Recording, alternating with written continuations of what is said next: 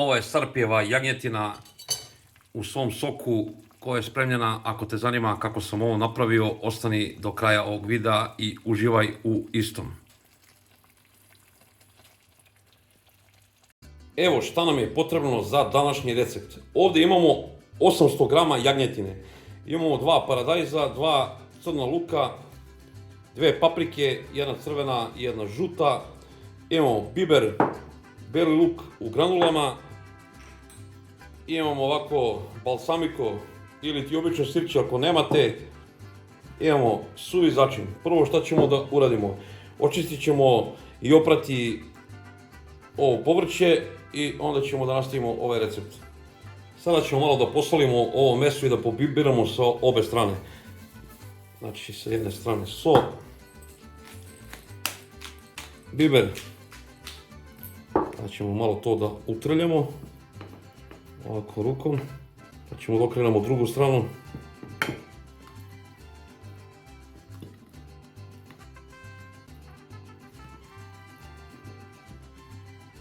Isto to.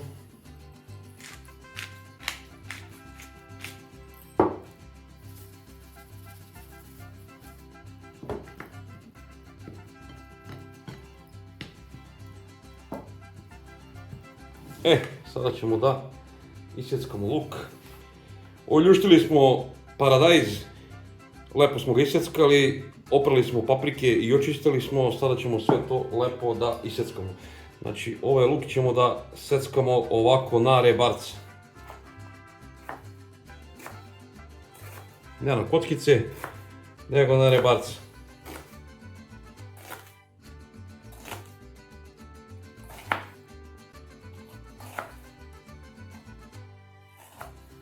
I to ćemo sve da stavimo u jednu ovako posudu.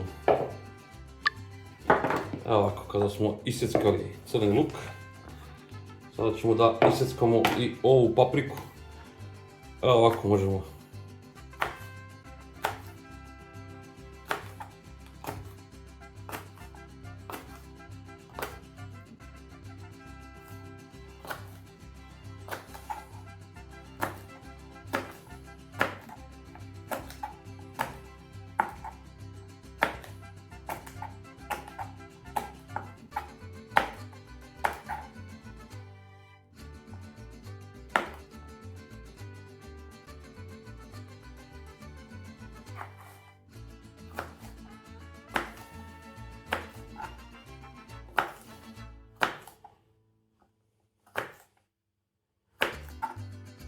Evo kada smo isekli papriku, sada ćemo sve to da sjedinimo u ovoj činiji.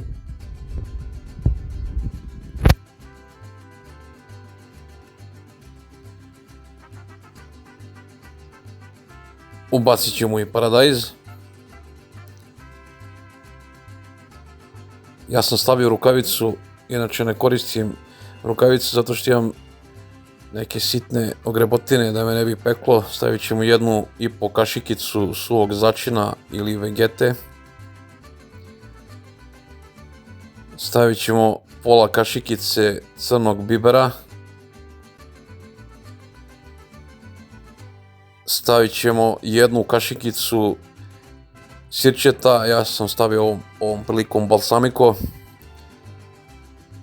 Stavit ćemo 1 kašikicu belog luka u prahu ili u granulama. Ako imate možete staviti i sveži beli luk, ja nisam imao. Sada ćemo sve to dobro da promešamo i iznječimo kao kad pravimo na primjer kupu salatu. Da to malo pusti svog soka, da se sve lepo sjedini. Evo kao što vidite, vrlo prosto. Sada ćemo u ovu zemljanu posudu da sipamo malo hladno ceđenog suncokretovog ulja. Vi možete koristiti svinjsku mast ili bilo koju vrstu masnoće ili ulja. Znači premazat ćemo ovu tagaricu. Ovo sam inače kupio u Svetoforu. Vrlo jeftina ova posuda zemljana iz Turski uvoz. Sada ćemo pola ove smese da stavimo po dnu. Lepo da poređamo. A drugu polovinu ćemo preko mesa. Evo, kada to lepo poređamo, poređat ćemo meso. Sve to lagano, nažalost, zbog tehničkih mogućnosti morao sam naknadno da dodam zvuk. Ne znam šta se desilo dok sam snimao, od jedan put je samo zvuk nestao pa sam morao naknadno da ga dodajem. Znači poređamo tu jagnjetinu. Kada smo to završili, ovu drugu polovinu smese poređamo odozgo. Sa svim tim sokovima što je pustilo isto sve to sipamo iz te činije. Evo, stavio sam malo odozgo maslinovog ulja. Ako nemate, možete bilo koje ulje koje koristite već. Evo, kao što vidite, stavili smo aluminijumsku foliju, stavili smo poklopac i sad sve ovo ide na 2 sata i 20 minuta do 2,5 sata da pečemo 180 stepeni. Vidimo se za 2 sata i 20 minuta. Nakon 2 sata i 20 minuta da vidimo šta smo uradili. Da skinemo ovu foliju, pogledajte kako se lepo krčka. Pogledajte meso.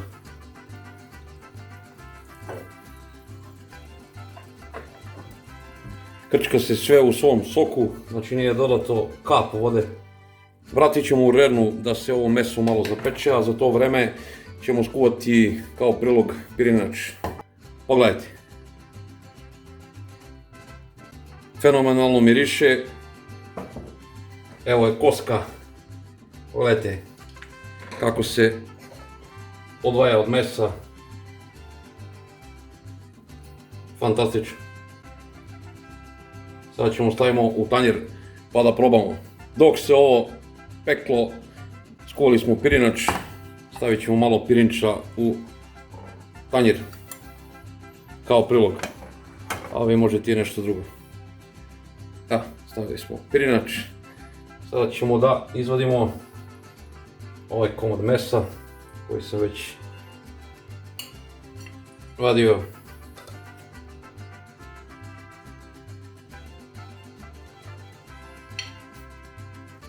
Malo ćemo da prelijemo ovog.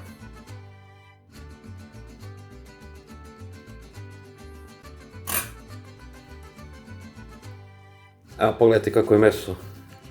Ko ono, vadimo kosku. Pogledajte. Stavio sam rukavicu da se ne izgorim. Fantastično. Kao ispod sača. Ispod peki. Lupite like. Podijelite ovaj video, komentarišite nešto, baš me zanima da li vam se svideo ovaj video i odakle me gledate, eto, i to me zanima. Vidimo se u nekom budućem receptu, puno pozdrava od Carpija.